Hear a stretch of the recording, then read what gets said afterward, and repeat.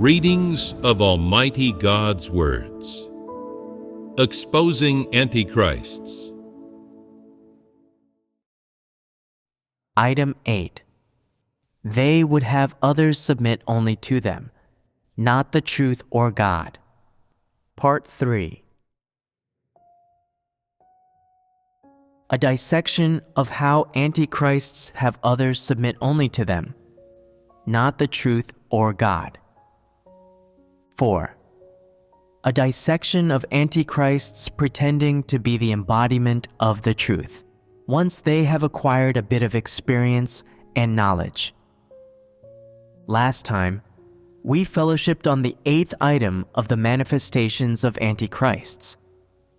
They have others submit only to them, not the truth or God.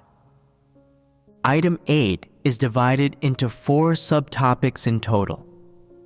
We have finished fellowshipping on the first 3 subtopics. So what is the 4th?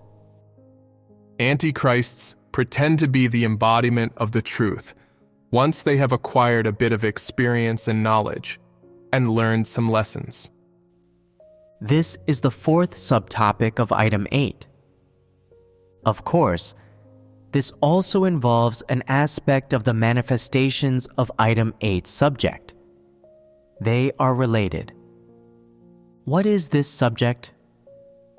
That they have others submit only to them, not the truth or God. Let's split this subtopic up and talk about it bit by bit. What, respectively, are experience, knowledge, and lessons? What kind of people possess them? What kind of people like to equip themselves with them?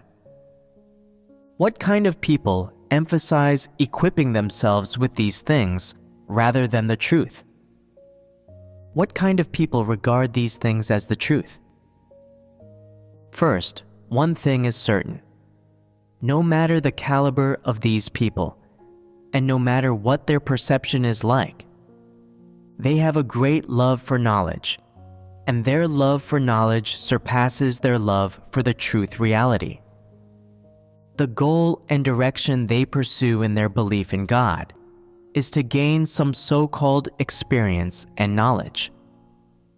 They want to use this knowledge and experience to arm and package themselves so that they become more tasteful, more stylish, more cultivated, and more able to be esteemed and worshipped. With this knowledge and experience, they think that their life is more valuable, more fulfilling, and more filled with self-assurance. In their view, they believe in God to equip themselves with this knowledge, and with sayings that relate to theology and to various aspects of common sense, knowledge, and lessons. They believe that by equipping themselves with these things, they can occupy a place in God's house and in this group of people. Therefore, what they think about, worship, and follow in their hearts every day is all related to knowledge, experience, and so on. Let's first take a look at what kinds of knowledge, experience, and lessons there are, as well as which of these kinds can be called pretending to be the embodiment of the truth. First, it can be said with certainty that these things have nothing to do with the truth, are not in line with the truth, and run counter to the truth. These may be things that are right according to people's notions, things that, according to their notions, are positive and beautiful and good. But in fact, in God's eyes, these things are not related to the truth, and these things are even basically the source of people's condemnation of the truth, the root and source of people's resistance to God and their notions about Him. Experience, knowledge, and lessons. Is there a difference in age and gender among those who acquire these things? There most likely isn't. Some people have gifts. What are gifts? For example, after some people listen to a theory or saying and comprehend the core or basic concepts of such a theory, their mind reacts very quickly. They immediately know how to explain such a theory or saying and how to turn it into their own language, which they use to speak with other people. After listening to these things, they quickly remember them. This falls short of them being highly perceptive. They merely have an excellent memory, which is a kind of special gift. Is there anyone who possesses a gift like this? There are people like this who, after you say one thing, can immediately use that thing to make inferences about something else. They can, when presented with information about one aspect of a subject, apply it to other areas. They are very good at using the subject that's under discussion to put forward their own ideas. They are very good when it comes to logical and linguistic things like external matters and theories. That is to say, they excel at playing word games and using theories to draw in and convince others. There are some people with this kind of gift. They are very eloquent, with extremely agile thinking and reactions. On hearing an aspect of the truth, with their petty cleverness and gifts, they understand this aspect of the truth as a type of knowledge and learning, and then use this sort of learning to fellowship with others and do the so-called work of watering and shepherding. What effect does this have on people? Are there any good results? No, there aren't. Why is this? It's not practical, and people have no path to practice when they hear it. After listening to what these people have said, others think that everything they said is right, that there is not a word wrong, and not a word that goes against the principles. All of it is correct. But when putting them into practice, they feel that these words are empty, that there is no goal or direction when practicing, and that these words cannot be used as principles of practice. So, what are these words? They are a kind of doctrine, a kind of knowledge. Such manifestations of antichrists are very evident and prominent. They regard the truth as knowledge, as something academic, as theory. While only half understanding things, they always demand that others do this or that. When others do not understand and ask them to explain in detail, antichrists cannot explain clearly and instead respond in a rebuttal. You do not love the truth. If you love the truth, you would be able to understand what I say and have a path to practice. Upon hearing this, some who are muddled and lacking in discernment think, that's right. If I really loved the truth, I would be able to understand their words. People who have no discernment feel that what this person is saying is right, that they don't understand the truth. They place the responsibility on themselves and are thus misled by antichrists into losing their bearings. Let's now talk about experience. Experience is a method that has been summed up over a long period of going through things. Do people who have worked for 2 days have any experience? They do not. Then those who have worked for 10 or 20 years certainly have experience. Some people feel that they have experience from working for many years, that when it comes to what they should do when certain matters befall them, how to deal with certain types of people, and what kinds of doctrines they should speak to which kinds of people. They know it all. As a result, when one day something new happens that they do not know about, they flip through the records of their past 20 years of work, ponder on them, and then indiscriminately apply these past sayings and practices. When they act in this way, those who do not understand the truth still think that what they are doing is in line with the truth, while those who understand the truth look and say, "This person is acting blindly." They have no principles in their work. They rely entirely on experience and do not understand God's intention. Nor do they understand how to act in a way that safeguards the interests of God's house and conforms to the principles of God's house on how to treat people. They are applying regulations blindly. There's a problem here.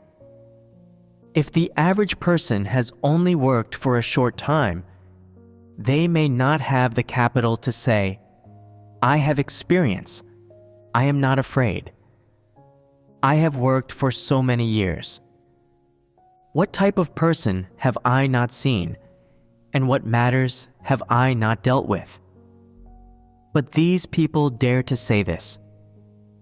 Even if you have dealt with a lot of things and more than a few different types of people, can you guarantee that you are acting in accordance with the truth principles in dealing with every matter and when approaching every person? In actuality, this is not something you dare to guarantee.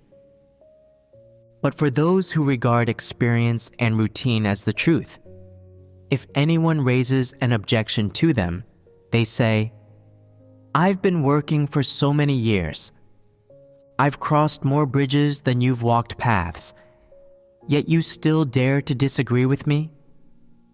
Go home and pray, why don't you?" In front of them, no one dares to say the word no, put forward different opinions, or voice a word of dissent. What is this behavior? This is regarding experience as the truth and believing oneself to be the embodiment of the truth. Some say, "I don't regard myself as the embodiment of the truth." Who would dare to bear such a title? Only God is the truth. I have never acted like that, nor have I ever thought as such. Subjectively, you do not think in that way, nor do you intend to act like that.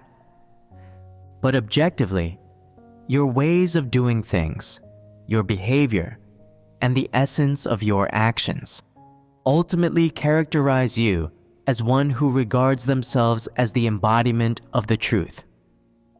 Why do you get people to obey your suggestions to the letter? If you don't regard yourself as God and are just an ordinary person, are you qualified to make others obey you? No, I am not. There is one circumstance in which people can obey you, which is if you understand the truth. If you are a person who understands the truth. But then again, even if you are a person who understands the truth, you are still just an ordinary person. And can an ordinary person be the embodiment of the truth? If one can figure out all of the words that God has spoken and all the truths that God requires man to understand, can that person become the embodiment of the truth? No, they cannot. Some say, that may be because they have not been perfected. Peter was a perfected man. Could Peter be called the embodiment of the truth? Being perfected does not make one the embodiment of the truth. And do you know why? There is a difference in essence. There is a difference in essence. This is one aspect of it. Whether man can become the embodiment of the truth, this is a matter we must discuss. Why is it said that man cannot possibly be the embodiment of the truth? Is the embodiment of the truth merely a question of essence? Some people say, man is born as a created being, and the one in heaven is inherently the creator. We don't need to argue about this matter. God will always be the embodiment of the truth. Then, is it because Christ understands the truth and has the truth that he is the embodiment of the truth? If we have gained all of the truths from God, can we also be called the embodiment of the truth? Others say, you cannot. I used to think that when people understood more of the truths, they could become Christ and become God. Now I know that this essence is irreplaceable and unchangeable. Their understanding has reached this point. So, are you capable of understanding this matter even further? You should understand this matter as soon as I'm done fellowshipping with you. When we speak of the embodiment of the truth, just what is this embodiment? This term is a bit abstract, so let's put it in the simplest terms. God himself is the truth, and he possesses all the truths. God is the source of the truth. Every positive thing and every truth come from God. He can pass judgment on the rightness and wrongness of all things and all events. He can pass judgment on things that have happened, things that are happening now, and future things yet unknown to man. God is the only judge who can pass judgment on the rightness and wrongness of all things. And this means the rightness and wrongness of all things can only be judged by God. He knows the criteria for all things. He can express truths at any time and place. God is the embodiment of the truth, which means that he himself is possessed of the essence of the truth. Even if man understands many truths and is perfected by God, would they then have anything to do with the embodiment of the truth? No. This is a certainty. When man is made perfect, regarding God's current work and the various standards God requires of man, they will have accurate judgment and methods of practice, and they will fully understand God's intentions. They can differentiate between what comes from God and what comes from man, between what is right and what is wrong. Yet there are some things which remain unattainable and unclear to man, things which they can only know after God tells them. Could man know or predict things yet unknown, things that God has not yet told them? Absolutely not. Moreover, even if man obtained the truth from God, possessed the truth reality, and knew the essence of many truths, and had the ability to discern right from wrong, would they have the ability to control and govern all things? They would not have this ability. That is the difference between God and man. Created beings can only ever obtain the truth from the source of the truth. Can they obtain the truth from man? Is man the truth? Can man provide the truth? They cannot, and therein lies the difference. You can only receive the truth, not provide it. Can you be called a person that possesses the truth? Can you be called the embodiment of the truth? Absolutely not. What exactly is the essence of the embodiment of the truth? It is the source that provides the truth, the source of governance and sovereignty over all things, and it is also the sole criterion and standard by which all things and all events are judged. This is the embodiment of the truth. Antichrists often refuse to accept this point. They believe that knowledge is strength, that experience is a weapon for people to equip themselves with to become powerful, and that when people have experience, knowledge, and these lessons, they can control everything. They can control people's fates, control and sway people's thoughts, and even sway people's behavior. Or some people will think that these things can instruct people, change people's minds, and change people's dispositions. What kind of thoughts are these? These are the thoughts of antichrists. Why can God hold sovereignty over mankind's fate?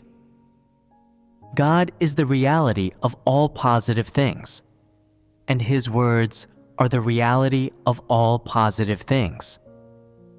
What is the essence of God? His essence is the truth, and that is why He is able to hold sovereignty over mankind's fate. Antichrists do not see or recognize this point, let alone accept it. They regard as the truth those things that come from people, from knowledge, and from society, and that are esteemed by evil mankind, and they attempt to use these things to mislead people, control people, and gain a place in the church and among God's chosen people. What is the purpose of them misleading people? What is their purpose in studying and equipping themselves with these things? It is to make people obey them and listen to their words. What is their purpose in getting people to listen to their words? To control them? That's right. Their purpose is to control them. This means that when they utter some words, people will comply with and be manipulated by them, becoming their tools and their slaves. Because people accept their viewpoints and accept their so-called experience, knowledge, and lessons, these people then worship them. Does worshiping them not mean listening to them? Does listening to them not mean that these people can be easily manipulated? Have the antichrists not succeeded? Once someone listens to them, does this not mean they have been taken away from God? This makes the antichrist happy. This is their purpose. Actually, deep in their hearts, they don't necessarily believe unequivocally that they are the embodiment of the truth and that they are the truth, but they do think like that and act like that. Why do they think and act like this?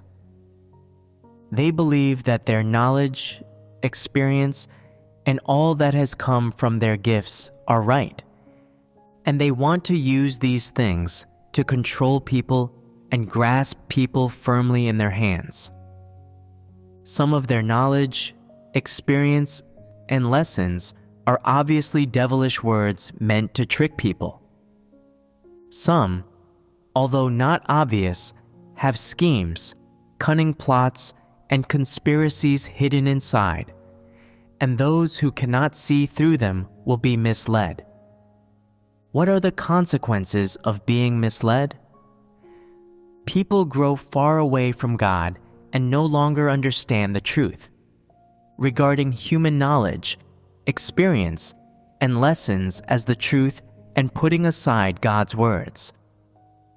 People become very hazy about God's words, but they care very much about and hold in esteem this knowledge and experience, even putting effort into practicing and implementing them.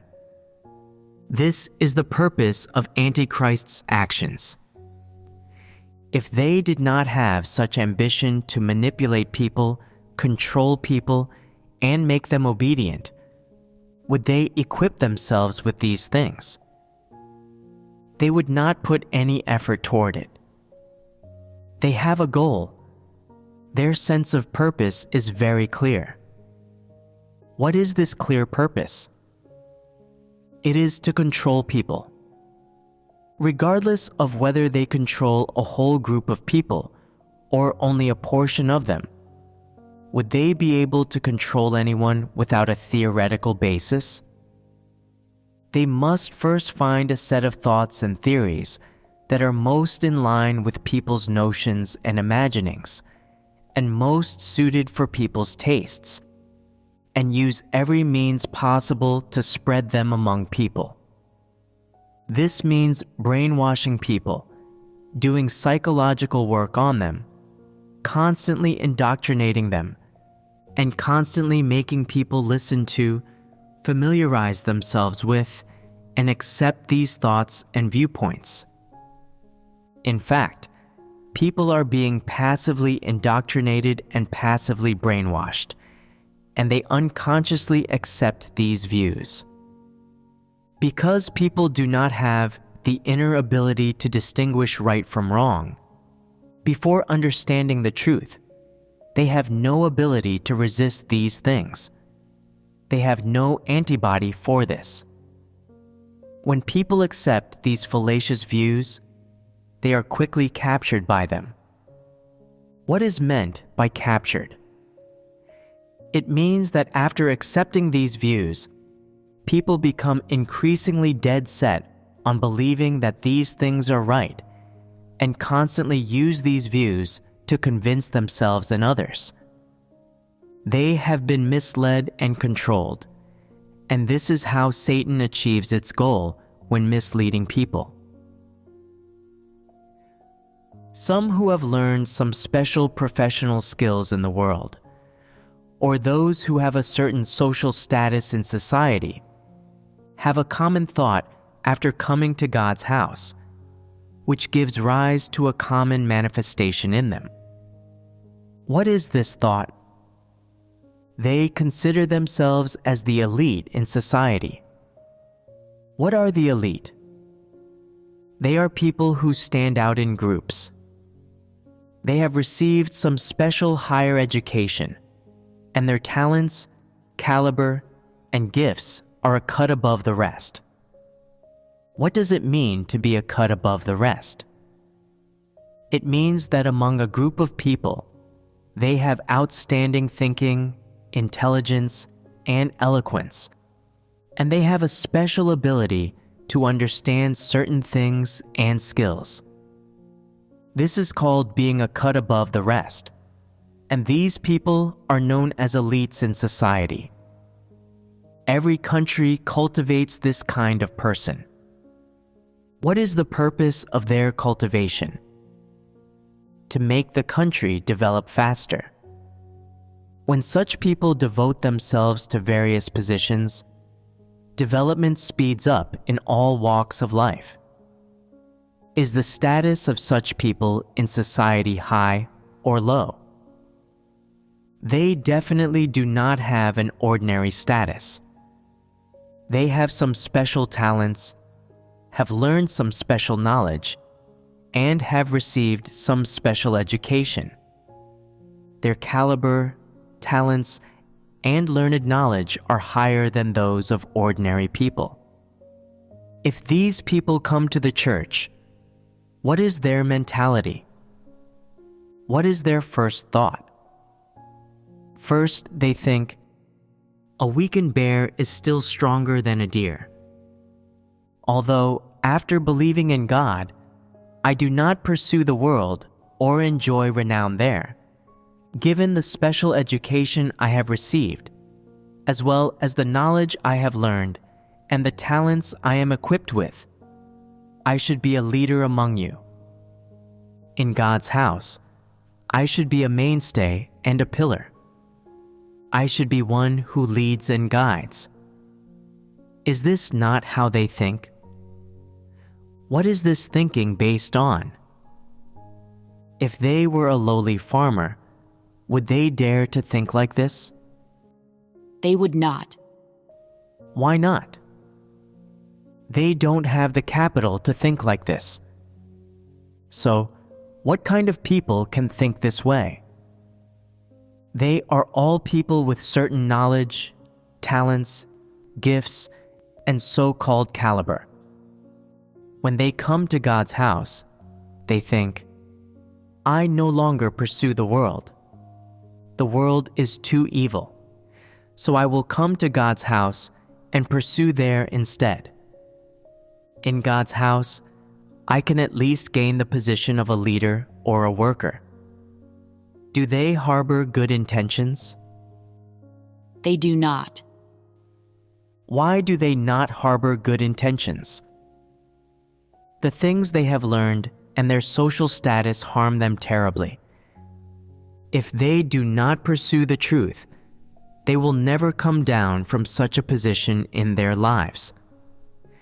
They will always feel that they are high in the clouds, but in fact, from God's point of view, they are no different from any ordinary created being. They will always place themselves high up in the clouds. Is this not dangerous? If they fall, they will fall harshly, and their life may be in danger.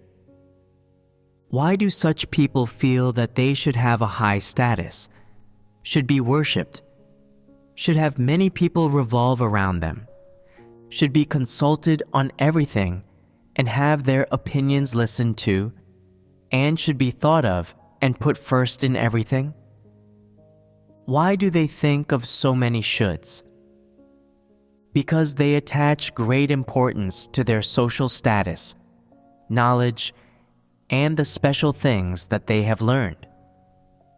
They think, no matter how much or how high the truth is spoken, these things of mine are still valuable. They are more valuable than the truth and cannot be replaced by the truth. In society, I am the boss of a company. I manage thousands of people. With a wave of my arms, everyone has to listen to me. I have such great power. So just think of what kind of position and status I hold. Among these little people in God's house, how many are higher than me? When I look around, I don't see many special people. If I were to manage them, it wouldn't be a problem. It wouldn't be a big deal. Suppose that you tell them, okay, it's good that you have this ambition. I'll satisfy your desire. I will recommend you as a church leader. You bring these people before God so that they know how to read God's words and put the truth into practice, and you prop up the weak, the negative, and those who do not do their duty. They will say, that's easy. When I was in business, I did all of that psychological work. This is something that I'm good at. What happens after more than 30 people in a church are placed in their hands? In less than 2 months, those who were weak become weaker, those who were negative become more negative, and those who spread the gospel cannot gain people. Those who do not know how to read God's word become drowsy as soon as it's time for a gathering, and no longer even want to listen to sermons from the above. When asked, aren't you quite capable? They say, yes, I was a boss. My capabilities are obvious. Whatever kind of boss you are in the world, it is useless. If you do not understand the truth, then you are a layman in doing church work.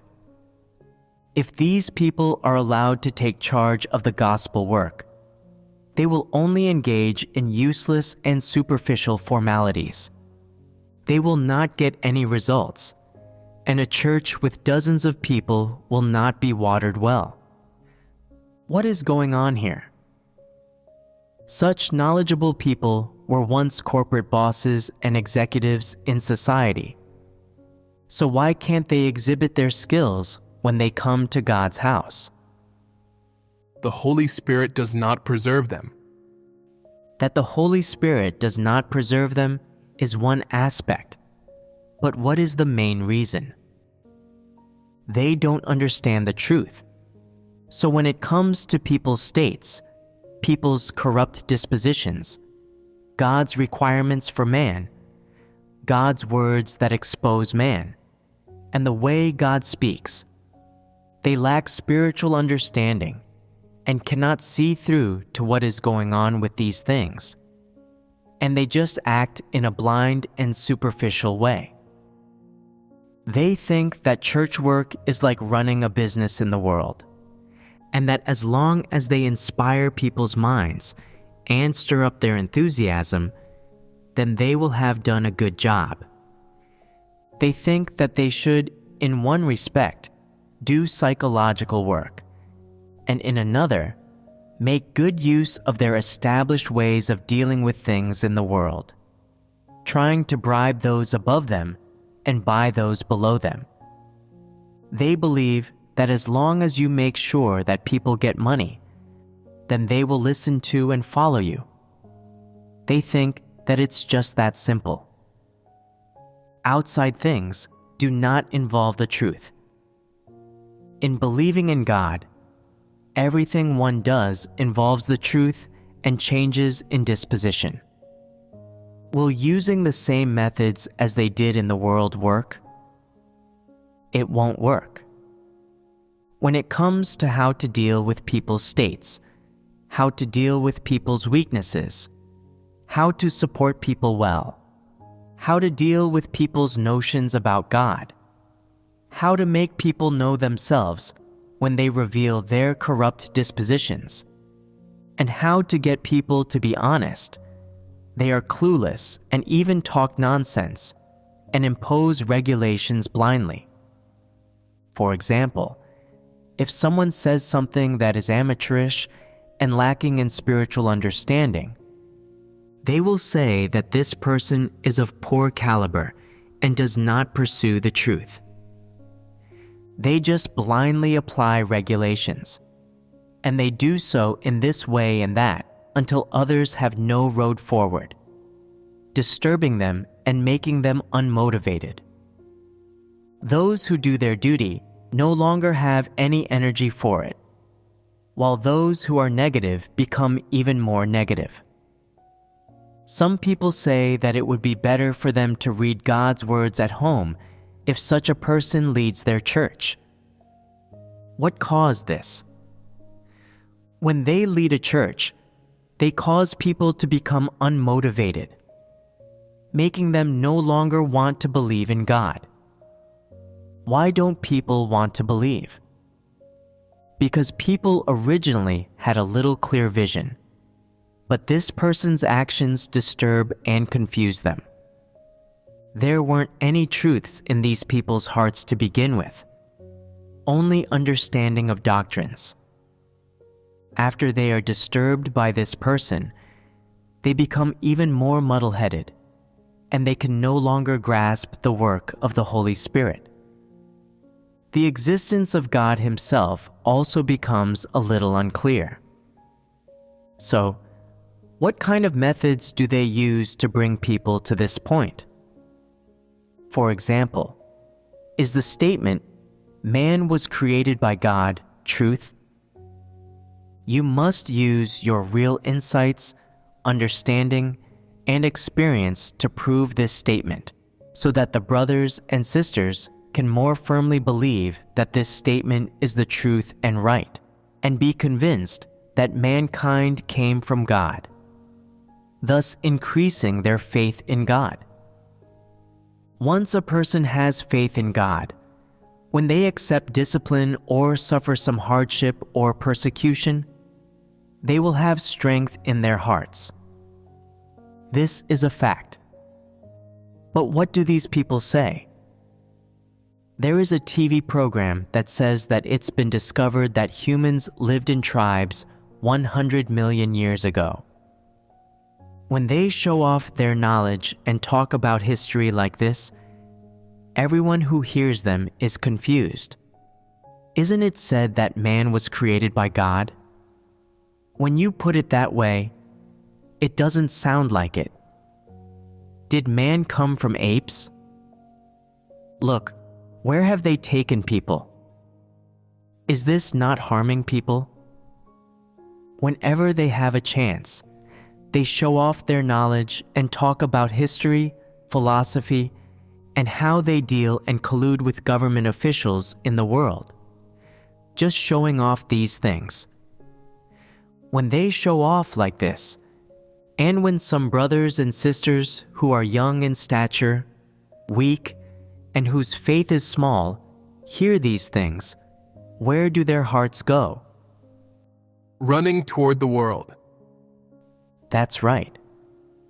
What does this equate to? These people who were entrusted to them are forfeited by them. They are obviously a layman. Not only do they not understand the matters of life entry, but they also don't understand what their job is, let alone spiritual matters in life or changes in disposition. They don't understand any of this, yet they still pretend to be one that understands the truth and want to be a shepherd to lead God's chosen people. Is this not absurd? If you don't understand spiritual matters in life, what should you do when chosen as a leader? You say, I am a layman, and I have never led a church. I have to seek and see what the work arrangements stipulate about this, and find people who understand this to fellowship with on how work should be carried out, or find brothers and sisters who understand the truth and coordinate with them. Is this the right attitude? But some people don't do this. They put on airs and say, you want me to coordinate with others? Who has more senior qualifications than me? Who has a higher social status than me? I am quite renowned in society. Anyone who meets me needs to pay a bit of respect. They just brag and show off their capabilities like this. When they lead a church like this, do the brothers and sisters still have hope of entering into the truth reality? They don't. And even though this is the case, these people still make others report everything to them. These devils went to university for a bit, and they possess a bit of knowledge, and consequently, they dare to swagger and swindle in secular society, and to do all manner of bad things. They have some means of survival, so they want to come to God's house to achieve something. In order to obtain status and bring glory to their ancestors, they even want to pretend to be the embodiment of the truth, so that God's chosen people will listen to and follow them. What does the embodiment of the truth mean to them? It means, every one of my thoughts, approaches, and opinions, you all must uphold them as the truth. I have set a rule for you. All bills, even those that are under $5, must be reported to me. Others say, there should be no need to report $5. We also have a scope of authority. Can we not just act according to principle? What do they think? How could that be okay? This is a big deal. I am the leader. I alone have the final say. Though they don't say it, this is how they think in their hearts. This is how they control people. They can do anything that is bad or deceives others. When they deceive and harm others, they do not blink. Their hearts don't skip a beat, and they do not feel uneasy inside at all. When given a position in God's house, they dare to take it. Once they take it, they don't want to step down and wish to pretend to be the embodiment of the truth to make others obey. Do such people exist?